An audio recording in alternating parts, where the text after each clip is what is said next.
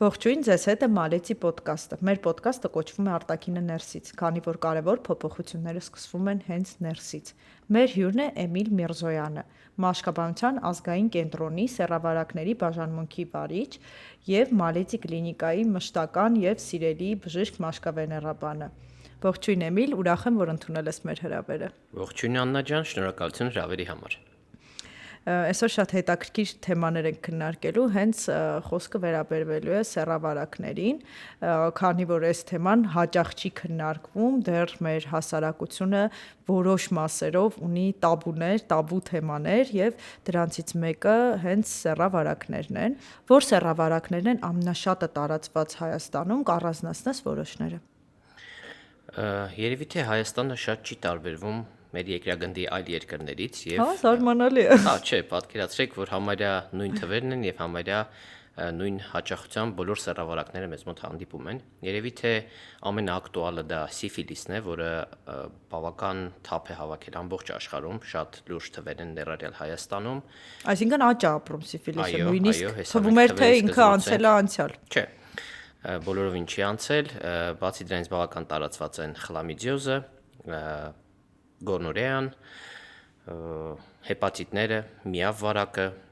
այնպես որ բոլորի մասին այսօր կզրուցենք եւ ասեմ, որ իրոք սեռավարակները ամբողջ աշխարհում այնքան թափ են հավաքել, ինչը երևի թե տարօրինակ է, որովհետեւ համարում ենք, որ մենք գնալով զարգանում ենք վերև եւ պետք է ինքնագիտակցությունը զարգացած լինի, մենք ավելի պաշտպանվենք, բայց արյուտես, որ աշխարհում այնպիսի բում է ապրում, այնպիսի պիկ են ապրում սեռավարակները, որ համաշխարհային առողջապահական կազմակերպությունը, ԱՀԿ-ն առաջին անգամ իր 70 տարուց ավելի պատմության ընթացքում մոտակա 3 տարին դրել է պրիորիտետ սեռավարակները եւ մասնավորապես սիֆիլիսը։ Այսինքն մինչև 2028 թիվ բավական լուրջ գումարներ ծախսվելու են լուսավորչական աշխատանքի, բավական լուրջ գրանտներ, որպեսզի ամբողջ աշխարհում փորձեն կանխեն այդ սեռավարակների բարձր աճը։ Մասնավորապես իրոք կուզենայի զրուցենք սիֆիլիսի մասին, որովհետև կա այդպիսի թյուր կարծիք, որ դա անցյալի հիվանդություն է։ Նույնիսկ ծիծաղում են, որպես sense հիմբան, որպես, չգիտեմ, ոչլոտություն, հա, ինչ որ sense են ընկալում այդ Իզուր են սիֆիլիսը։ ծիծաղում, առավել եւս վարակվածների բացարձակ հետո չեն ծիծաղում։ Մի այսպիսի թիվ բերեմ, օրինակ Ամերիկայի Միացյալ Նահանգներում, հա, որ հայտնի է իր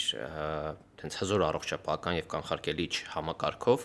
անցած տարի ունեցել են 240,000 սիֆիլիսի դեպք։ Եթե Ամերիկայի պես Դա հայտնաբերված։ Այո, դա հայտնաբերված եւ բուժված։ Մոտ 40-ից 50,000 դեպք գրանցվում է Ռուսաստանում ամեն տարի, Ռուսաստանը միշտ է եղել էնդեմիկ զոնա, եւ պատկերացրեք, որ այդ տենց լուրջ թվեր, հա, 200,000-ից ավել 45-ից 50 թվականներին ա եղել Ամերիկայում, երբ որ պենիցիլինը նոր էր մտնում դեռ շուկա, իսկ հիմնական բուժումը դա պենիցիլինի շարքի պրեպարատներն է այդ հիվանդության ժամանակ, եւ ասեմ, որ մեր մոտ Հայաստանում նույնպես մեր բնակչության թվերի համեմատ թվերը բավական բարձր են։ Օրինակ անցած տարի մենք ունեցել ենք 722 դեպք։ Մեր փոքր Հայաստանի Հանրապետության համար դա բավական լուրջ թիվ է։ Եվ այդ 722-ից ավելի մտահոգիչ է, որ 45-ը եղել են հղի։ Եվ ինչով է դա կարևոր, որովհետև մեր գործը, հա, շուտ հայտնաբերել եւ բուժել հիմնական ուղղված է նրան, որպեսզի մենք կանխենք բնածին սիֆիլիսը, որովհետև եթե ինչ-ինչ պատճառով հա ծնողները ունեցել են այդ վարակը, այդ երեխան նորածինը ոչինչով մեղավոր չի, որ պետքա ծնվի բնածին սիֆիլիսով եւ վաղը մյուս օր լուրջ առողջական խնդիրներ ունենա, ինչպես նաեւ էլ չեմ ասում, որ պետության վրա դա շատ լուրջ հոգս է։ Եվ ամբողջ այս աշխարհի տենդենսը, որ ուզում ենք կանխեն, հենց ուղղված է դրան, որպեսզի կանխարգելենք բնածին սիֆիլիսը։ Մի կողմից մենք նայում ենք եւ հա անցած տարի ունեցել ենք 3 բնածին սիֆիլիս։ Բայց 45 հղի ենք բուժել, նայում ես թիվը ոնց որ շատ է, բայց մենք ուրախանում ենք, ինչքան շատ հղի բուժում ենք, այդքան մենք կանխում ենք ուրեմն բնածին սիֆիլիս։ Եվ շատ կարևոր մի հանգամանք, որ սիֆիլիսով վարակված կինը հղի, դա բացարձակ ցուցում չի աբորտ անելու, որովհետև կլինի հղի թե ոչ հղի, սիֆիլիսը ամբողջությամբ բուժելի հիվանդություն է։ Իհարկե բուժումը պետք է ստանա ստացիոնար պայմաններում, միայն մեր սեռավարակների բաժանմունքում, որովհետև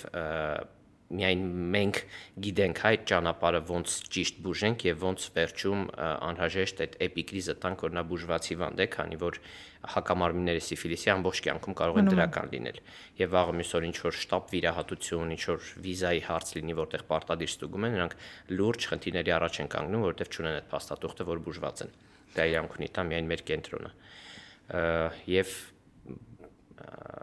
կոնկրետ հեղիների մասով, երբ որ այդ մեծ թվերը մենք հայտնաբերում ենք, մենք շատ ենք ուրախանում եւ մենք շատ հանդիպումներ ենք ունեցել շատ ծննդատների հետ, այնտեղ անցկացրել ենք պրեզենտացիաներ, որպեսզի այդ ակտուալ թեման բացատրենք, որովհետեւ ենթադրենք 5 տարի առաջ Հայաստանում 0 հղի էր բուժում սիֆիլիսից, ինչը հնարավոր չի դա։ Ուղղակի քիչ էին հայտնաբերվում։ Այո, մենք ունեինք բազմաթիվ մեռելածնություններ, որոնք չի հետազոտվել, հա, դա սիֆիլիսն ա եղել պատճառը, թե չէ։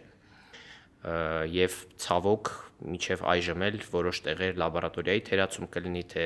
ինչ հարցերի շուրջ ունենում ենք նաև բնածին սիֆիլիս։ Հա, հենց այդ պահին մենք հայտնաբերում ենք, բուժում ենք, բայց ցավոք դու չգիտես, թե հետագա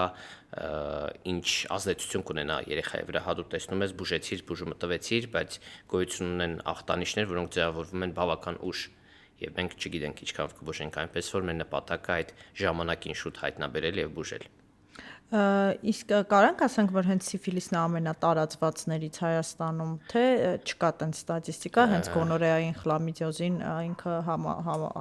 զուգահեռակրում։ Ամեն դեպքում գոնորեան, խլամիդիան, տրիխոմոնիազը շատ ավելի տարածված են իհարկե, ուղղակի սիֆիլիսը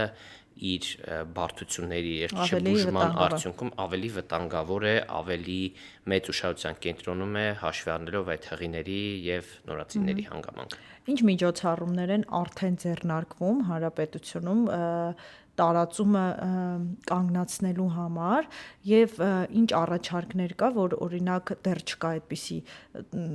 միտք, հա, այդպիսի ինչ որ պլան անելու, բայց դու որպես մասնագետ, որ մարդ, որ շատ է շփվում եւ շատ է տեսնում օղակները, թույլ օղակները, որտեղից է սկսվում է ամեն ինչը, ինչ կա արդեն պայքարելու համար հենց սիֆիլիսի եւ այլ սեռավարակների դեմ, եւ ինչ կառաջարկես դու մի երկու կետով, որ կարող ենք ավելի լավացնել դրա դեմ պայքարելու համար։ Շատ բարի։ Երբ որ 4 տարի առաջ ես նոր ստանձնեցի այդ պաշտոնը սեռավարակների բաժանքի վարիչի, այդ ժամանակ ես նայեցի թվերը եւ դրան նախորդող տարիների ընթացքում մենք տարեկան 50, 60, 80 այդ էին թվերը սիֆիլիսի, այն պարագայում, երբ որ ամբողջ աշխարհում նայում էի, բավական բարձր էին թվերը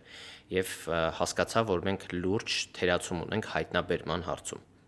Ամենաառաջինը, ինչը մեզ օգնեց, այդ ժամանակ սիֆիլիսի բուժումը համավճարով էր, այսինքն 50,000 պետք է վճարեր հիվանդը եւ 60,000 պետությունն էր վճարում։ Եվ այդ ժամանակ, երբ որ վարակվածը գայսերի մոտ, ես ներկայացնում էի պայմանները, երբ որ ասենք առաջնային սիֆիլիս շանկրով այդ վերքով, հա, ասում եմ, որ սա է պայմանները պետք է վճարեմ, ասում եմ, ես գումար չունեմ եւ գնում էր, ասում ուր ես գնում տենց սիֆիլիսով, ոնց կարելի է, նույնիսկ այդ առաջի դեպքի ժամանակ ես իմ գրպանից էի տալիս այդ գումարը, մենակ թե բուժենք, բայց հասկացանք, որ դա անհնարամիտ տալ քո գրպանից։ Եվ ֆինանսական կոմպոնենտը կարեւոր է։ Մենք առողջապահության նախարարության հետ զրուցեցինք, մեզ հասկացան եւ շատ մեծ օգնություն եղավ, որ բուժումը դարձավ ամբողջությամբ պետպատվերի շրջանակներում։ Հիմա սիֆիլիսի բուժումը Հայաստանի Հանրապետությունում, եթե դու ունես հայկական անձնագիր, ամբողջությամբ անվճար է։ Միայն սկզբի մոտ 6-ից 12,000 պետք է անալիզի հայտնաբերվի, հասկանանք, այո, որ մենք հայտնաբերել ենք, դրանից հետո բուժումը ամբողջությամբ անվճար է, ներառյալ դիսպանսեր հսկողությունը 3 ամիս հետո, 6 ամիս հետո պետք է լիգան պարտադիր անալիզ անցնել։ Մյուս կարևոր կետը, որ մենք զգացինք, որ մենք չենք աշխատում ռիսկի խմբերի հետ։ Ռիսկի խմբերը սիֆիլիսի պարագայում դա առաջինը հոմոսեքսուալիստներն են, երկրորդ տեղում նույն հղիներն են, տրանսանձիկ, կանայք, որոնք կոմերցիոն նպատակով վաճառում են իրենց մարմինը, այսինքն այդ բոլոր ռիսկի խմբերի հետ պետք է լուրջ աշխատանք։ Եվ մենք սկսեցինք աշխատել հասարակական կազմակերպությունների հետ, որոնք ստանում էին ֆինանսավորում հիմնականում դրսից, գլոբալ հիմնադրամն է ֆինանսավորում, առողջապահության նախարարությունը նույնպես դրա մասնակցում է, որպեսզի այդ ռիսկի խումբ հանդիսացող անհատները կարողանան գան եւ անվճար հետազոտվեն։ Մի մոռացեք բաժանորդագրվել մեր YouTube-յան ալիքին, ինչպես նաև կարող եք մեզ գտնել Spotify-ում եւ Apple Podcast-ում։ Հիշում եմ դեռ կլինի արտինատուրայի տարիների, համասարանի տարիներին ավելի շատ Հովհաննես Հովհաննիսյանի մոտ էինք անցնում դասընթացներ, ու ես հիշում եմ ինքը անընդհատ այդ ՀԿ-ների հետ սենց խառներ, թղթաբանական հարցեր բան ու գալիս էին անընդհատ եւ տրանս անձինք էին մոտենում եւ կանայք ոնտասցիկ, որոնք որ զբաղվում են որոշ ծառայությունների մատուցմամբ եւ անընդհատ հետազոտվում էին, անընդհատ երևի այդ տարիներից էլ հենց սկսել է այդ շարժումը։ Երևի հետո մի պահ դադարել էր եւ բարեբախտաբար մենք նորից դա վերականգնեցինք, որովհետեւ ամբողջ աշխարհում որ նայում ես, ամենամեծ տոկոսը սիֆիլիսի վարակվածների դա հոմոսեքսուալների մոտ է։ Իսկ ինչի է հենց այդպես, գիտես, հոմոսեքսուալիզմը միշտ դե մեր հասարակության մեջ առհասարակ ընկալվում է որպես sense շեղում եւ այլն, հա, կան եւ պահպանողական մտածելակերպի մարդիկ ավելի շատ են հիմնական թե քննադատությունից են բախում թե ինչից, բայց ոնց նկատում եմ, որ նույնն է աշխարհի հետ, հա, ուղղակի ավելի ծածուկ է ամեն ինչ արվում եւ դա որպես վատ բան է ընկալվում դեռ մեր հասարակության մեջ եւ համարվում է դրա համար էլ որ սիֆիլիսով իրանք հիվանդանում են, որտեղ իրանք աննորմալ են, իրանք սենց են, նենց են, բայց ինչի է տենց կա ֆիզիոլոգիական բացատրություն դրան։ Իհարկե կա, ցավոք իրոք դա կա, խարանը եւ խտրականությունը Հայաստանում դեռ բավական տարածված է եւ շատ դեպքերում հիվանդ անձը չի հասկանում, հա, ճիշտ վերաբերմունքի չի արժանանում բժշկի կողմից այն պարագայում, երբ որ հիվանդը ինչ տարբերություն, այո, նրա սեքսուալ օրիենտացիայի, ռասայի կամ մաշկի գույնը, զարմացած եմ, եթե անկեղծ։ Այո, ցավոք, այդպիսի դեպքեր լինում են։ Իսկ ինչի են նրանք ռիսկի խումբ համարվում, որովհետև այն հարաբերությունները, որ իրենք են ունենում, շատ ավելի տրավմատիկ են, շատ ավելի վնասակար այդ լորձաթափները ավելի շատ են վնասվում։ Ներթափանցման պատճառով ավելի մեծ է ներթափանցման հնարավորությունը։ Եվ իրոք, ասենք, մեր բուժվածների մոտ 40%-ը այդ ռիսկի խումբ անձիկ են, եւ երբ որ մենք սկսեցինք աշխատել այդ ռիսկի խմբերի հետ, անհամեմատ թվերը աճեցին եւ այնպես չի, որ շատացավ հենց սիֆիլիսի դեպքերը, այլ շատացավ դրա արձանագրումը, այսինքն մենք սկսեցինք ավելի շատ արձանագրել, ավելի շատ գաղտնիեր այդ ժամանակ լինում եւ պետք չի մոռանալ, որ մինչեւ այժմ էլ մեր հայտնաբերած սիֆիլիսի մոտ 60% դեպքեր դա գաղտնի սիֆիլիսն է, այսինքն ոչ մի արտահայտում դեռ առաջնային չունի եւ շատ կարեւոր է որ դու այդ փուլում հայտնաբերես եւ բուժես, անպայման չի որ այդ վերքերը ցանավորումը առաջանա, որպեսզի նոր դիմեն բժշկի։ Այսինքն կառաջարկես օրինակ պրոֆիլակտիկ տարեկան ստուգումները, օրինակ պետության կողմից կամ պարտադիր բժշկական ապահովագրությունը ներառի անպայման սեռավարակների մասը, հա, երևի այդ մասով ահագին ավելի պաշտպանված կլինենք։ Պարտադիր կառաջարկեմ, բացի դրանից հենց խոսքը վերաբերում է ռիսկի խմբի մասին, իրենց մոտ ոչ միայն տարեկան, այլ կարելի է 6 ամիսը մեկ այդ ամեն ինչը ստուգել։ Բացի դրանից մենք արդեն շատ լուրջ հաջողություններ ունենք լուսավորչական աշխատանքում։ Ես համարյա ամեն ամիս նույն ռիսկի խմբի անձանց համար կարդում եմ դասախոսություններ, ծննդատներ են գնում կարդում դասախոսություններ, հիվանդանոցներ եւ պատկերացրեք, որ այդ ինֆորմացիայի ներկայացումը բավական օգնում է եւ ել ավելի զգոն ու ուշադիր են լինում թե բժիշկները եւ թե անձինք, որոնք ռիսկի խմբում են։ Այ այդ լուսավորչական աշխատանքի հետ կապված կուզեի հարցնել, իմ դպրոցական տարիներին լինում էր, որ օրինակ ծխելու վերաբերյալ, թրաֆիկինգի վերաբերյալ, հա, դասախոսություններ անցկացվում էին դպրոցում ու գալիս էին խմբեր, գուցե հասարակական կազմակերպություններից, գուցե պետություններ, հիմա չեմ հիշում երեխայի այդ ժամանակ, բայց միշտ ընտրում էին այն դասարանի լավ սովորողներին, մի 10 հոգի, որոնք որ sense պրեզենտաբիլ ավելի տեսք ունեին, իրան ստանում էին, որ այդ լեկցիան լսեն ու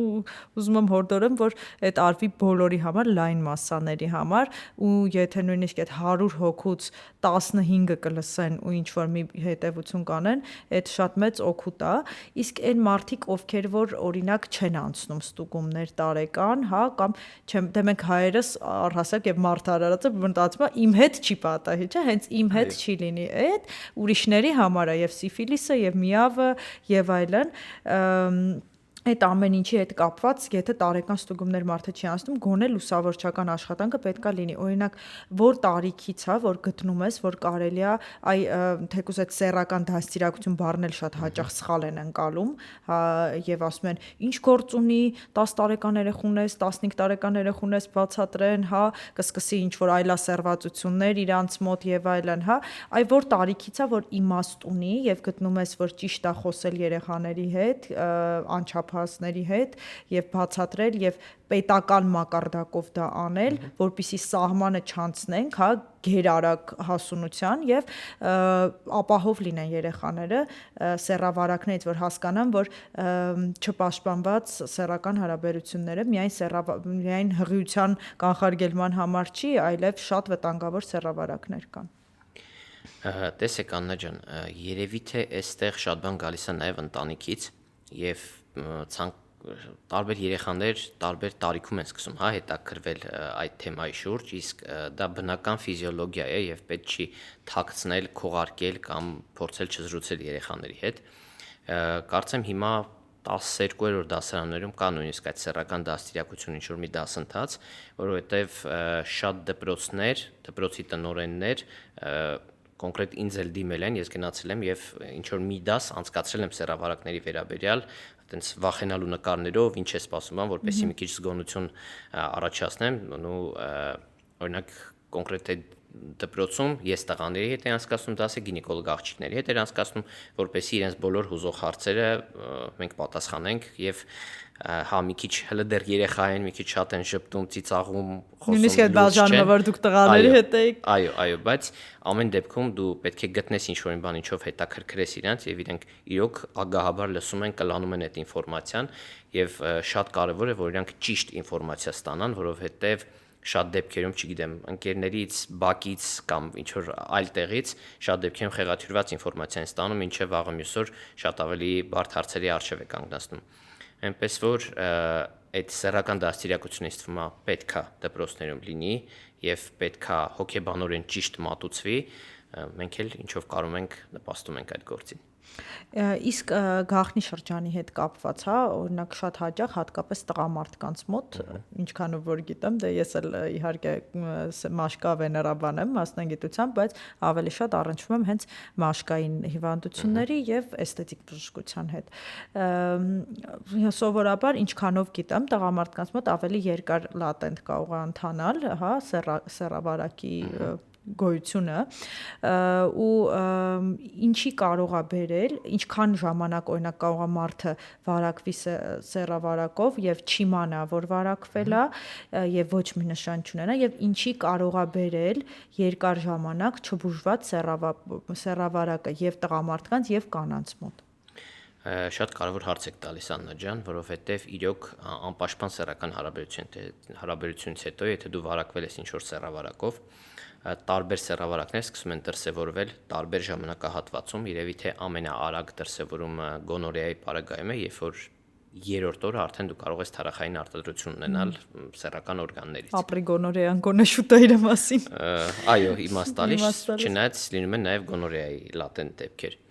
Նույն խլամիդիան հիմնականում 1-ից 2 շաբաթ հետո է արտահայտվում։ Սիֆիլիսի պարագայում վարակման տեղում առաջանում է մի վերք, որը կոչվում է կարծր շանկր, եւ այդ վերքը կարող է առաջանալ վարակելուց 3 շաբաթից մինչեւ 3 ամիս։ Այնպես որ շատ բարձր է, շատ մեծ է հայտ միջակայքը, եթե դու ունեցել ես հարաբերություն եւ 2 ամիս կորա ոչինչ չկա, դեռ չի նշանակում, որ դու վարակված ես։ Այո։ Էլ չասեմ հեպատիտ C-ի միավի մասով։ Նույնպես եթե հարաբերություն ունենաս, այդ ընթացքում հələ չկա այդ վերքը, բայց դու 50%-ով վարակիչ ես սիֆիլիսի պարագայում, 50% դեպքում վերքի պարագայում 95-96% է հասնում համարյա ձև չունես չվարակվել, եթե անպաշտպան է եղել հարաբերությունը։ Ինչ վերաբերում է սեռավարակների մեծ մասին, ցավոք նրանք նույնպես կարող են լիովին լատենտ անցնել, նույն ասենք խլամիդիոզը կարող ես դու վարակվել, ոչ մի դրսևորում չունենալ, բայց 4-5 տարի հետո բերի չբերության։ Այնպես որ եւ տղամարդկանց մոտ այդ անպայման ուզում եմ նշեմ, որ այդ չբերություն բառը միշտ կանանց են բնորոշում, բայց հենց տղամարդկանց վերաբերյալ էլ չեմ ասում մնացած այլ բարդությունները, որտեղ եթե քո օրգանիզմում կա ինչ-որ ինֆեկցիա ինքը ազդում է ամբողջ օրգանիզմի վրա, քո իմունիտետը լարված է, քո մոտ ռեյտերի համախտանիշ կարող առաջանա, հոդերդ խայտարակ ցավեն եւ դու նույնիսկ չպատկերացնես, որ դա սեռավարակի արդյունք է։ Կամ թարախաբշտեր են լինում, ընդհանուր թարախային նույնիսկ մազարմատները գլխամաշկիտ լինում, բորբոքվում են անընդհատ, այդ սնկային հիվանդություններ անընդհատ կրկնվող, հա, ու այդ ժամանակ, երբ որ դու ուղղորդում ես պացիենտին սեռավարակների ստուգման կամ այլ ինֆեկցիաների, ոնց որ միավ վարակը, օրինակ, սարսափած մի հատ դեմք են ընդունում, բայց դե որպես բժիշկ դա քո պարտականությունն է, եթե տեսնում ես, որ մի 10 անգամ արդեն մարդը ինֆեկցիայից չի բուժվում, ու ուրիշ բան չես հայտնաբերում, պարզա պիտի ուղղորդես դրան ու դա նույնպես նշան կարա լինի, որ դուք ունեք սեռավարակ, հա, ու դա կարա անդրադառնա ձեր կյանքի շատ կարևոր ոլորտների, ինչպես օրինակ ռեպրոդուկտիվ ֆունկցիանա վրա, եւ դուք կարող եք վարակել ձեր սիրելիներին, արդեն նույնիսկ խոսքը անհավատարմության մասին չի, նույնիսկ եթե նախկինում եք ունեցել եւ դեռ լատենտ փուլում է, հա, այսինքն եթե մեկին սիրում ես, մտածում ես իր ապահովության մասին եւ խնդրում եմ ստուգվեք եւ դրա մեջ ամոթ բան չկա։ Բացարձակ իհարկե պետք է ստուգվել, ինչ վերաբերում է միավ վարակին, որը բավական ակտուալ խնդիր է այժմ եւս, միավի դրսևորում կամ ընդհանրապես միավի հայտնաբերումը վարակվելուց 4-ից 6 ամիս հետո է հնարավոր միայն, հա, այդ առաջի փուլերում այդեն զգայուն տեստեր շատ քիչ կան աշխարհում, որ ավելի շուտ փորձես հայտնաբերես, բայց միավից էլ պետք չի այդպես սարսափազդու վախենալ, որովհետև մենք 21-րդ դարում ենք եւ այժմ ստեղծված են այդ երկկոմպոնենտ հակառետրովիրուսային դեղերը եւ եթե դու միավ վարակակիր ես, դու ընդամենը ամեն օր քո այդ մեկ հաբը խմելով դու կարող ես ապրել 50 տարի, դու կարող ես ունենալ ազատ հարաբերություններ, դու կարող ես ունենալ առողջ երեխաներ։ Ուղղակի պետք է իմանաս, որ դա ունես եւ խմես քո հաբը։ Դեղը պարտադիր խմես։ Եվ իդեպ ասեմ, որ Հայաստանի Հանրապետությունում այդ դեղը տրամադրվում է անվճար, այնպես որ պետք չի երբեք խուսափել կամ վախենալ կամ այդ վախի պատճառով չստուգվել, որովհետև արդեն վիճ это не приговор, հա, ինքը բավական լավ սխեմաներ կան եւ նույնիսկ ավելի է զարգացել հիմա տենց ենթամաշկային ներարկումների ձևով, ասենք 2 ամիսը մեկ դու մի հատ ներարկում ես անում, հա, որ այդ Նաև հղիության ընթացքում ասեմ, որ միավարակը, եթե ճնշված չի դեղամիջոցի միջոցով, ինքը փոխանցվում է պտղին, իսկ եթե ճնշված է, արդեն եւ գիտենք եւ օրինակ գուցե կազմակերպեն կեսարյան հատման միջոցով, հա, ավելի քիչ հեղուկների հետ շփվելու համար երեխայի ծնունդը ու ունենանք արդեն առողջ բալիկ եւ մեզ չմեղադրենք անընդհատ կամ մեր վրա խաչ չքաշենք, որ միավ ունեմ, պետքա երեխա չունենամ կամ չգիտեմ, սենց բաներ, հա, ուղղակի պետքա ստուգվել լինել տեղեկացված, հա, նույն մելանոմայի մասով էլ մեկ-մեկ ասում են, չէ, խալը ձեռտալ չի կարելի, չստուգենք, որ չիմանք, հակառակը իմացեք, որովհետև առաջին փուլերում 70%-ից բարձր է բուժելիությունը։ Պարզա մենք էլ մարդ ենք, ինչքան է բժիշկ ենք, բոլորս էլ են, որ չենք ուզում ստուգվենք, որ մի բան չհայտնաբերվի, բայց եթե թեկուզ փոքրիկ նշան կա, պետքա ժամանակին արձագանքել։ Իսկ ինչ մաշկային դրսևոր, ինչի մաշկա, սեռավարակաբաններ, հա, դե պատասխանը պարզա արդեն գիտեմ, բայց կուզեմ բոլորը իմանան, ինչ դրսևորումներով կարող են լինել հենց սեռավարակները, որոնք մաշկի հետ են կապված։ Դե պատմականորեն, հա, 16-17-րդ դարից սկսած իրոք սեռավարակներով զբաղվել են մաշկաբանները, ինչի համար, որովհետև սեռավարակը կարա ունենա եւ շատ դեպքերում ունենում է մաշկային դրսևորում եւ երևի թե մի 95% դեպքերում այդտեղ մեղավորը հենց սիֆիլիսն է եւ սիֆիլիսն է պատճառը եղել, որ մենք մաշկա վեներաբաններ ենք եւ մենք ենք զբաղվում։ Մենք արդեն խոսեցինք, որ առաջնային դրսևորումը առաջնային սիֆիլիսի ժամանակ դա վերքն է սեռական օրգանի շրջանում կամ այնտեղ, որտեղից ներթափանցել է, հա, վարակը, դա կարող լինի բերանի խոռոչ, դա կարող լինի հետանցքի հատված, այնտեղից, որտեղից վարակումը տեղի ունեցել, այնտեղ առաջին վերքը լինում։ Վերքը հիմնականում շատ հարթ անցավ, տենց շատ չանհանգստացնող է, ու բացի այն տեսքից, որ ինքը սեռական օրգանն է, եւ շրջակա ավշային հանգույցներն են բավական այտուցվում, մեծանում, այդ դրանք էլ ավելի ցավոտ են, քան վերքը։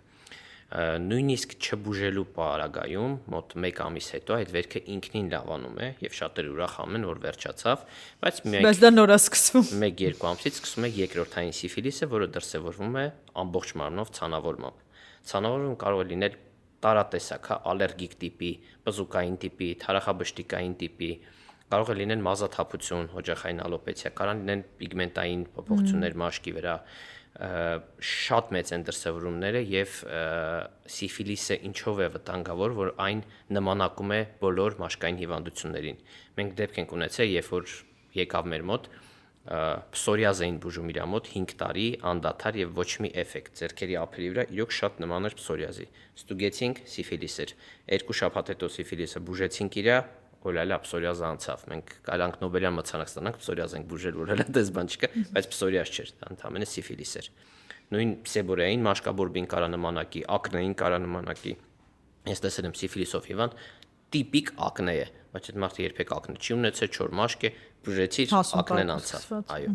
Այնպես որ մաշկին լորձաթաղանթին ցանկացած դրսևորումներ։ Այսինքն անամնեզ հավաքելու ժամանակ այդ հարցերը միշտ տալիս ես, այսինքն ինչ որ լորձաթաղանթի վրա փոփոխություն ունեցել եք, հարաբերություն ունեցել եք,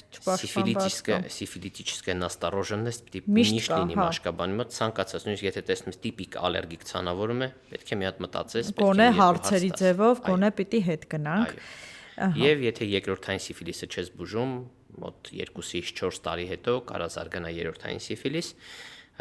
որը ես վերջի 4 տարում եւ 1 դեպք եմ տեսել, հիմնականում չենք թողում, շուտ հայտնաբերում ենք, բուժում ենք, այ երրորդը արդեն ինչի է բերում դա, այդ վտանգներն չփախացնենք, որ ցույց լինեն։ Հայտնի է, ասենք, քիթ կորցնելը կամ չգիտեմ, որ հատվածում որ այդ վերքը լինում է, այդ մասում այդպես լուրջ մինուս դեֆեկտ է ունենում, եւ ցանկալի է իհարկե այդ փուլին չհասնեն։ Նու համարվում էր առաջ որ նաև 4-րդ փուլը դա նեյրոսիֆիլիսն է, երբ որ չես բուժում երրորդային անցնում է նյարդային համակարգ, բայց ցավոք այժմ այս անտիբիոտիկների շատ դեպքերում անտեղի օգտագործման պարագայում կամ սեռավարակի թերի հետազոտման արդյունքում մենք ունենում ենք առաջնային դրսևորում միայն նեյրոսիֆիլիսի ձևով։ Մենք ունեցել ենք մի հիվանդ մեր բաժանմունքում 45 տարեկան տղամարդ էր, որին մայրը ձեռքից բռնած բերեց մեր մոտ, որովհետև նրա մոտ դիագնոզել 5 տարվա շիզոֆրենիա։ Եվ ինքը իրոք adekvat չէր, ինքը շատ այնց կատաղած, ոչ բուժել, ոչ բան, ինչի համար ու 5 տարի անդադարյան շիզոֆրենիային բուժում հոգեմետ դեղերով, միջև մեկ խելացի հոգեբան անալիզեր արել եւ տեսել որ սիֆիլիսը դրական է։ Ուղարկեցին մեր մոտ, մենք բուժում արեցինք։ Չա հասկացել, հետաքրքիր է։ Պետք է իդեպ հասկանալ, բոլոր հին հոգեբուժները գիտեն առնչվել են եւ վաշե դա պրոտոկոլ է, դու նույնիսկ եթե հոգեբուժան ընդունում ես հիվանդ, դե առաջնային դա ստուգես։ Ինչի չեն ստուգեմ ինչև է, չգիտեմ այդ թերացումը։ Մենք իհարկե արդեն նեյրոսիֆիլիսի դոզաներով ավելի երկար բուժումը տվեցինք այդ մարդուն։ Եվ 6 ամիս հետո այդ մարդը որ adekvat չէր մաման էլ ձեռքից բերե սեփական մեքենայի ղեկին եկավ մեր հայատ բարձացավ ասաց վայ դուք շնորհակալություն դուք ինձ փրկեցիք ինչ էր վերջի 5 տարում իմ կյանքը ես ոնց որ քաոսի մեջ մղձավանջի վեճ լինեի իդեպ գրքերով որ նայում ես նեյրոսիֆիլիսը անդարձելի է համարվում իբր վերջ բայց չէ փաստայիններ որ մենք բուժեցինք իհարկե հիմա ուղղակի ուզում ես ասես ավելի շուտ է դրսևորվում այդ 4-րդ ստադիան ասած տեղերով փոխվել է եւ ինքը վերադարձավ կյանք եւ ինքը այդ ժամանակ արդեն պատվեց արդեն adekvat էր որ 5 տարի առաջ ինքը Կիևում ունեցել է սեռավարակ ստուգել են տեսել են գոնորեա տվել են իրան 3 ասեղ ցեֆտրիաքսոն որը հերիքա գոնորեա համար բայց շատ քիչ է չեն ստուգել սիֆիլիսը եւ այդ ցեֆտրիաքսոնը պատճառն է որ սիֆիլիսի հարուցիչը չի անցել է L-ձևի անցել է նյարդային համակարգ ավելի հանգիստ է ու սկսել է դրսևորվել այդ շիզոֆրենիայի ձևով այսինքն իմ հորդորն է մեր գոլեգաներին եւ բոլորին որ պարտադիր ցանկացած դեպքում եթե ստուգում ես սեռավարակները սիֆիլիսն է կողքից պիտի չկանդնես իսկ օրինակ պերիորալ դերմատիտը շատ հաճախ է իմ պրակտիկայում հանդիպում դու կատարել ես կապ սիֆիլիսի ու պերիորալի ձևով դրսևորման մեջ թե չի հանդիպել տենց օրալ դրսևորումներ ամենաբնորոշը լինում է բնածին սիֆիլիսի ժամանակ դա Հոխսինգերի դիֆուզ պերիորալ դերմատիտն է որը շատ տիպիկ է եւ այդտեղ դրսևորվում է եւ մենք ունեցել ենք այստեղ նորածին որի մոտ ես տեսել եմ հա այդ ցանավորումը ավելի մեծ տարիքում այդքան տիպիկ չի պերիորալը, բայց բացարձակ բացառված չի, որտեղ սիֆիլիսը, ինչպես ասացինք, այն հիվանդություն է, որ ցանկացած մաշկային դրսևորում կարող ունենա։ Մի մոռացեք բաժանորդագրվել մեր YouTube-յան ալիքին, ինչպես նաև կարող եք մեզ գտնել Spotify-ում եւ Apple Podcast-ում։ Այսինքն կարող է ձեր պարտները, ձեր զուգընկերը չունենալ որևէ նշան եւ չլինել նույնիսկ վերքի առաջացման փուլում եւ 50% եւ գուցե մի քիչ ավել հավանականությամբ կարող եք վարակվել սիֆիլիսով եւ անկախ նրանից թե ինչ արտաքին դրսևորումներ է ունեցել, հա, եթե այդպիսի բան տեղի է ունեցել, պետք է ստուգվել անպայման եւ ժամանակին հայտնաբերել ամենը։ Այո։ Ինչ դեր ունեն կլինիկաները, բուժ հաստատությունները սեռավարակների եւ ոչ միայն սեռավարակների, այլ ինֆեկցիաների, որոնք արյան միջոցով են փոխանցվում մեջ եւ ինչ ձևով է իրականացվում Հայաստանում դրա կանխարգելումը, քանի որ մենք էլ աշխատում ենք բժշկական հաստատությունում եւ բնականաբար ունենք նորմատիվներ եւ սերիլիզացիայի գործիքներ են օգտագործում որոշակի եւ նույնիսկ թափոնների դասակարգում ունենք եւ ուտիլիզացիայի համապատասխան ձև պետք է լինի, հա, հատուկ ընկերությունների հետ ենք աշխատում, հատուկ թույլերի մեջ ենք թափում, ասեղները եւ այլն։ Ինչ դեր ունի դա եւ ինչպես է իրականացվում այդ հսկողությունը պետականորեն։ Շատ կարևոր է իդեպ, որ իրոք վերջի տարիներին շատ լուրջ ուշադրություն է դարձվում պետության կողմից, առողջապահության նախարարության կողմից, որովհետև առավելապես իհարկե 90-ական 2000 թվականներին բավական հաճախ են լինում դեպքերը, երբ որ բժշկական կամ կոսմետոլոգիական կամ ծառայություններ մատուցող ինչ-որ սրահներից ունենում ենք մենք վարակման դեպքեր։ Խոսքը հիմնականում վերաբերվում է վիրուսային ծագման վարակներին եւ արյան միջոցով հա փոխանցվող դա հիմնականում միավ վարակն է, հեպատիտ B-ն, հեպատիտ C-ն, քիչ քանակությամբ նաեւ այլ վիրուսներ։ Այդտեղից եւ թե ամենավտանգավորը հեպատիտ C-ն է, որովհետեւ հեպատիտ C-ի վիրուսն է, որ բավական երկար ժամանակ, օրեր, ամիսներ կարող է արտաքին ինչ-որ մետաղական տենց արյան հետքի մեջ դեռ երկար իր կենսագործունեությունը պահպանել եւ եթե այդ ախտարված գործիքով ինչ-որ մի մանիպուլյացիա միջամտություն անենք, կարող է վարակ տեղի ունենալ։ Միավի վիրուսը մի քիչ ավելի կայուն չէ արտաքին միջավայրում, իդեպ սիֆիլիսի հարուցիչը նույնպես սորական օճառաջուրը սպանում է, հա, այդ դժգույն տրեպոնեմային, բայց հեպատիտ B-ն իհարկե մեծ ուշադրություն է դարձվում նաև պատվաստումների ձևով կանխարգելմանը, այնպես որ հիմնական վտանգը դա հեպատիտ C-ն է։ Եվ այդ նորմերը իրոք շատ կարևոր են, որպեսզի յուրաքանչյուր գործիք պետք է իր համապատասխան ձևով ախտահանվի, հա, գործիքներ կան, որ սուխաժառը բավական է կամ որ չէ, պարտադիր պետք է ավտոկլավով անցնեն, ինչպես ասիկ այդ թափոնների դասակարգում նույնպես կարևոր, որովհետև այդ հիվանդի ինչ-որ մի մանիպուլյացիա արյան հետ կապված այդ ներարկիչները, այդ ասեղները, հա, եթե ինչ-որ մեկի ձեռք ընկնեն, նույնպես բացառված չէ այդ վարակը։ Եվ բավական ուրախալի է, որ վերջի տարիներում համարյա բոլոր կլինիկաները հետևում են այդ նորմատիվներին եւ հնարավորինս մինիմումի է հասել, նվազեցվել է ախտահարված գործիքներով վարակների ներթափանցումը պացիենտների։ Ուզում եմ ասեմ, այդ մաքրության եւ ախտահանման վերաբերյալ հերիք չի, որ ուղակի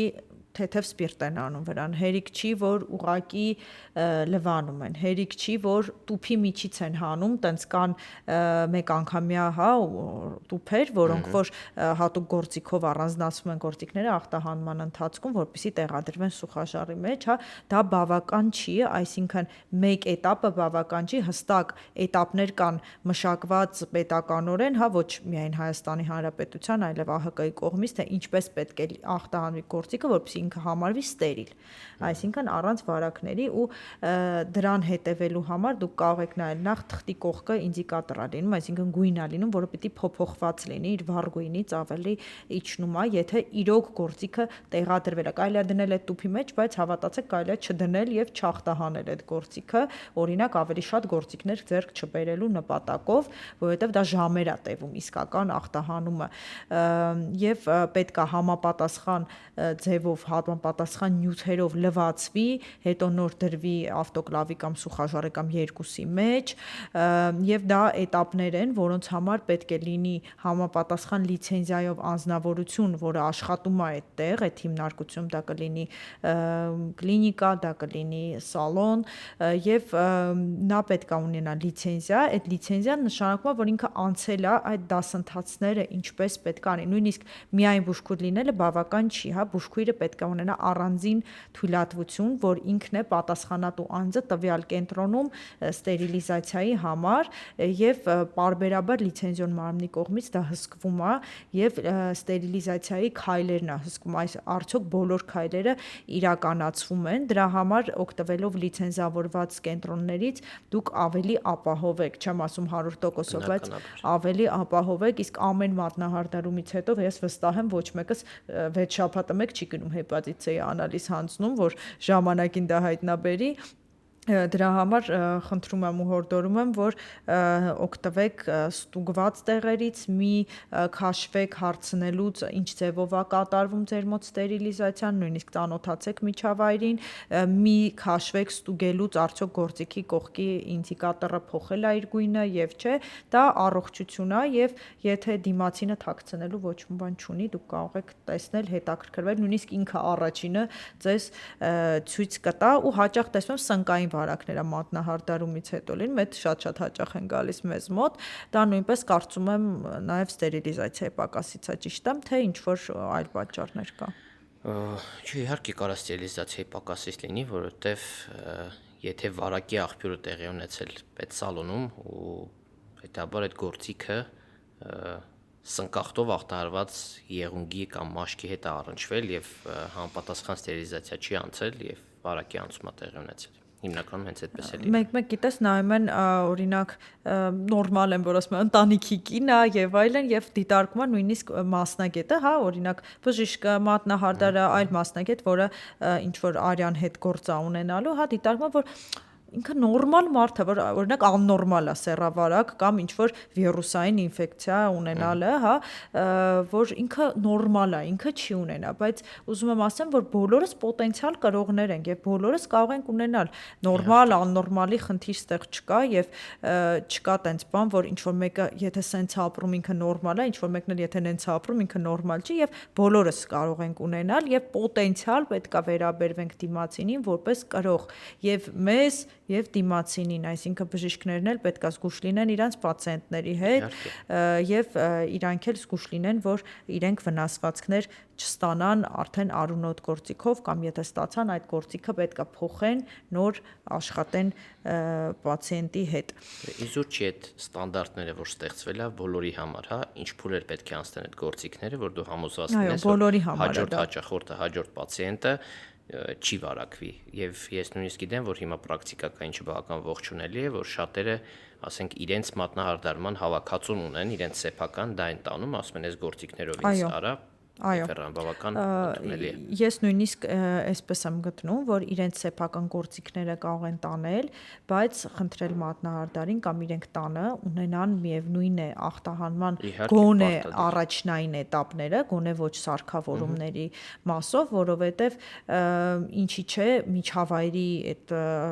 արունը եւ առհասարակ հեղուկները շատ լավ միջավայր են այլ բակտերիաների զարգացման համար եւ սեփական արյան ֆոնին էլ կարող ոչ կյանքին սպառնացող, բայց ինֆեկցիաներ զարգանալ եւ ինչի՞ չէ ձեր դիմացինը մատնահարդարը կամ բժիշկը, որը այդ գործիքով աշխատում է, ինքն էլ ուզում ապահով լինի ձեր վարակներից։ Այսինքն այդ գործիքներն էլ պիտի ախտահանվեն գոնե որոշ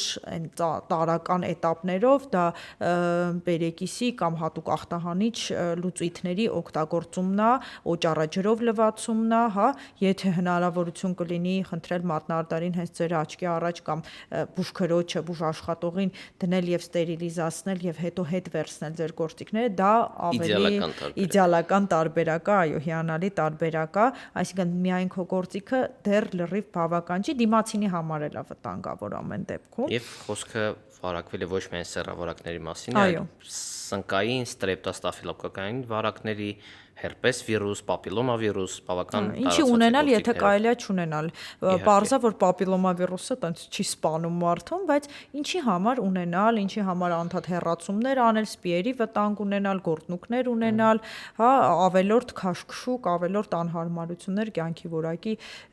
իջեցում։ Ինչից կարելի է խուսափել, ուղղակի պահպանելով ստերիլիզացիայի կանոնները։ Միանշանակ, ել չասեմ ավելի լուրջ ինֆեկցիաների մասին, օրինակ հեպատիտի, որ ինչպես ասացիր, երկար ժամանակ լատենտ փուլ է ունենում, հա, ու չնայած որ բոլոր բուժաշխատողները պետքա պատվաստված լինեն հեպատիտի դեմ, դա պարտադիր պայման է, դա էլ է կանխարգելի չէ միջոցառում, բայց հեպատիտ B-ն է, իսկ C-ն դեռ չունենք ցավոք պատվաստանյութ եւ պետք է շատ ուշադիր լինել։ Այո։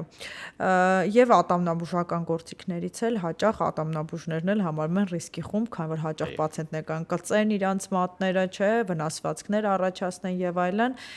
եւ դրան նույնպես պետք է ուշադրություն դարձնել, արդյոք համապատասխան կահավորում, համապատասխան ստաֆ ունի կլինիկան եւ համապատասխան գործիքներով են աշխատում ձեզ հետ, հա, ստուգեք դրանում քաշվելու ոչ բան չկա եւ ամոթ չի եւ նույնիսկ հենց բժիշկները, որոնք ուզում են եւ կլինիկաները, որոնք ուզում են որպեսզի դա պացիենտների կողմից նկատվի եւ իրենք օգտվեն իրենց կլինիկաներից, որտեղ պատշաճ է ստերիլիզացիան, ինձ թվում է պետքա հորդորեն, որ մեզ մոտ մենք ցույց ենք տալիս ախտահանման գործընթացը, ցույց ենք տալիս, որ գործիքը մաքուր է, ցույց ենք տալիս ինդիկատորի գույնը փոխված եւ այլն, ամեն դեպքում ապահովությունը։ Իհարկե։ Եվ ընտանիքի դերը այս ամեն ինչի մեջ, հա, սեռավարակներից ապահովագրվելու, վիրուսային ինֆեկցիաներից ապահովագրվելու եւ ոչ վիրուսային, հա, նաեւ բակտերիալ, ինչպես ես տեսնում, երբանից ես օրինակ դու խոսում քո երեխաների հետ, մանավանդ դրա այն որ ասում եմ մասնագետն ես, երբանից ես քննարկել այդ թեմաները, արդյոք քննարկել ես եւ դա արդյոք եղել է օրինակ ինչ որ sense լուրջ զրույցի ձևով, թե կենցաղի մեջ ուղղակի անընդհատ ասվում է, ոնց անենք, որ ավելի ապահով լինեն երեխաները։ Տեսեք, երևի թե պետք չի երբեք շատ կենտրոնանալ, հա, ինչ որ մի բանի վրա, բայց երբ խոսակցությունը բացվում է, պետքա ճիշտ ինֆորմացիա տաս, ճիշտ հպանցիկ անցնես։ Իսկ քանի որ ես այդ աշխատանքի մեջ եմ, այդ սեռավարակները, այդ ամեն ինչը հաճախ հա կարա լսվի իմ հեռախոսային խոսելուց կամ տանը, եւ երբ որ ինչ-որ մի հարց ծագում է, բնականաբար պետք է դու հնարավորինս իր տարիքի համար բացես եւ բացատրես ինչպես կարելի է դրանից խուսափել։ Իսկ խուսափելու սեռավարակներից կոնկրետ հա 3 հիմնական ճանապարհ կա, առաջին եւ ամենակարևորը՝ պաշտպանվել։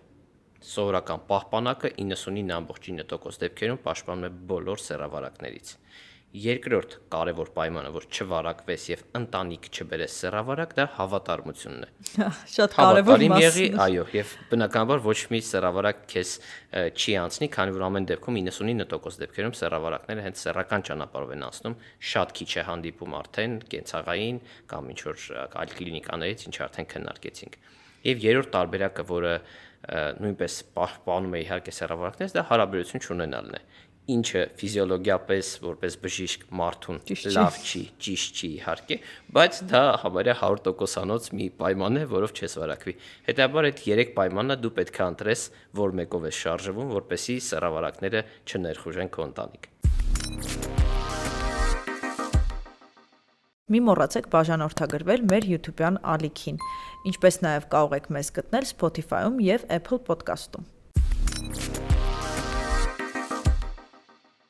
Մենք արդեն խոսացինք նաև դրանց հետագա ազդեցության վրա օրգանիզմի վրա, դա նաև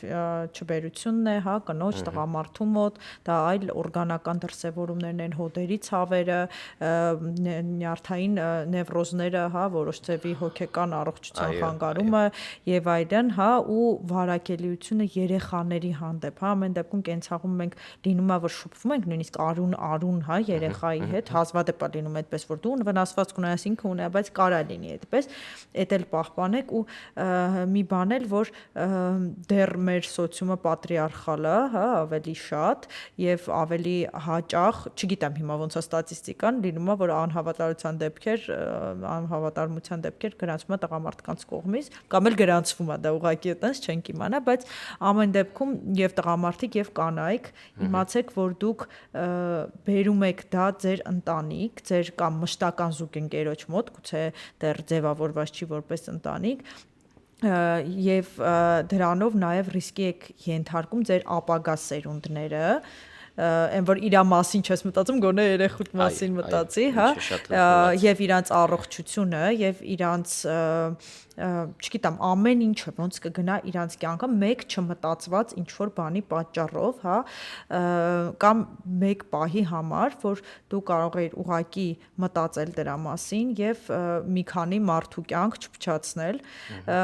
դրա համար պետքա ավելի հետեւողական գիտակցված մոտենալ ամեն ինչի եւ մի մտածեք, որ սեռավարակը դա ուղակի քորա կամ արտադրություն է, դա լուրջ հիվանդություն է, որը ամբողջ օրգանիզմի վրա կարա անդրադառնա, ճիշտ եմ, օրինակ գոնորեան բացի չբերությունից կարա ուրիշ դրսևորումներ էլ բերի։ Օրինակ գոնորեայի շատ տարածված մի տարատեսակ է բլենորեան, երբ որ ախտարվում է աչքի եղջերաթաղանթը։ Եվ իդեպ, եթե առավելապես կինը հիվանդ է գոնորեայով եւ բնական եղանակով է ծննդաբերություն տեղի ունենում, պարտադիր նորածինների մոտ լինում է այդ հիվանդությունը։ Դրա համար ընդունված կարգ է, որ առավելևս եթե գիտեն, որ ինչ-որ սեռավարակի վտանգ եղել է, նորածին երեխաներին հատուկ կաթիլներ են կաթացնում ծնվելուց հետո, որպեսզի այդ վարակը տեղի չունենա։ Գոնորեան կարա նաև դրսևորվի նշիկաբորբի ձևով, առավելևս եթե վարակը ասենք ունեցել է օրալ ճանապարհով, նույն գոնորեան կարա ռեակտիվ արթրիտների, էլի հոդացավերի, հոդաբորբումների պատճառ դառնալ, այնպես չի, որ միայն սեռական օրգանի շրջանում այդ դրսևորումը լինում։ Ինչ վերաբերում է նախորդ հարցին, իրոք ընդունված կարծրատիպ է, որ հիմնականում տղամարդիկ են, դավաճանում կանանց, բայց ասեմ, որ մեր գործում մի քիչ լինելու պարագայում շատ հաճախ դեպքեր ենք տեսնում, երբ որ ընտանիք է բուժում ես եւ կնոջ մոտ արդեն երկրորդային սիֆիլիսն է, տղամարդու մոտ հələ նոր առաջնայինն է առաջանում, այսինքն պարզ է, որ առաջին վարակը ում մոտ է տեղ ունեցել, իհարկե չեք բացում փակագծերը թաքցնում եք։ Կանայք հակառակը տենց հարցակվում են ամուսինների վրա, դու ես մեղավոր, դու ես բերել։ Իհարկե մեր գործը ընտանիք քանդել է, չէ, մեր գործը բուժելն է եւ մենք կարևոր իրենց բարեհաջող բուժում ենք։ Այո, թե հիմա երկրորդային առաջնայինը չեք մանրանում։ Բացարձակ այդ կարծրատիպը այդքան էլ չի համապատասխանում, որ մեղավորը միայն տղամարդիկ են, շատ դեպքերում հենց կանայք են։ Ինչ վերաբերում է նաեւ կուզենամ տենց մի քիչ թվերից եւ կապերը իրար հետ խոսեմ սեռավարակներից, շատ դեպքերում մենք ունենում ենք մի քանի համակցված սեռավարակ, միաժամանակ կարող վարակվել գոնորեայով, տրիխոմոնիազով, խլամիդիոզով եւ շատ մեծ ու հաստատված կապ կա սիֆիլիսի եւ միավարակի մեջ։ Մենք շատ աշխուժ համագործակցում ենք ինֆեկցիոն հիվանդությունների կենտրոնի հետ, որոնք զբաղվում են միավի բուժելով, որովհետեւ շատ դեպքերում միավ հայտնաբերած անձի մոտ որոշ ժամանակ անց դրական տայս նաև սիֆիլիս ուղղորդում են մեր մոտ։ Նույնը մենք, երբ որ սիֆիլիսը բուժում ենք, պարտադիր միավը ստուգում ենք, շատ տենց սպարս կորելացիան կապ կա, առավել եւս հենց հոմոսեքսուալների մոտ։ Ես այսպիսի մի թիվ բերեմ, այս պահին մեր սեռավարակների բաժանմունքում բուժվում է 32 հիվանդ, 32-ից 20-ը հոմոսեքսուալներ են եւ 20-ից 11-ի մոտ կա միավարակ։ Այսինքն թեման բավական ակտուալ է, բավական շատ են վարակակիրները, մեր փոքր Հայաստանում 6500 միավ վարակակիր կա եւ հիմնականում բոլորը իհարկե ստանում են իրենց բուժումը, միակ տարբերակը շատ դեպքերում ցավոք քիչ ինֆորմացիայի պատճառով ինչ որ պաշտպանական ռեակցիա չեն ընդունում, որ մենք ունենք, չեն ուզում իրենց բուժումը ստանան, սակայն պետք է բոլորին բացատրել, որ արդեն 21-րդ դարն է եւ ընդհանրապես այդ մեկ հաբը ամեն օր խմելով դու լինելու ես լրիվ առողջ, քո ամբողջ կյանքը ապրելու ես, չես վարակելու քո պարտներին, ունենալու ես առողջ երեխաներ, այնպես որ այդ բոլոր բացատրական աշխատանքը շատ կարևոր է, որ պետք է տարվի։ Իսկ կարծում ես շատ կա չհայտնաբերված դեպքեր սիֆիլիսի եւ միավի, որ ցած նայում ես։ Ցավոք, այո։ Իսկ ինչու՞մ է պատճառը։ Շատ չէ, հենց այդ չուզենալը, չստուգվելը, չիմանալը պատճառները բավական շատ են։ Շնորհակալություն Էմիլ, ինձ թվում է շատ բովանդակությամբ հարուստ զրույց էր եւ շատերին կհետաքրքրի այս թեման։ Հուսանք բոլորը կլինեն պաշտպանված եւ առողջ։ Այո, շնորհակալ եմ։ Ես եմ շնորհակալ։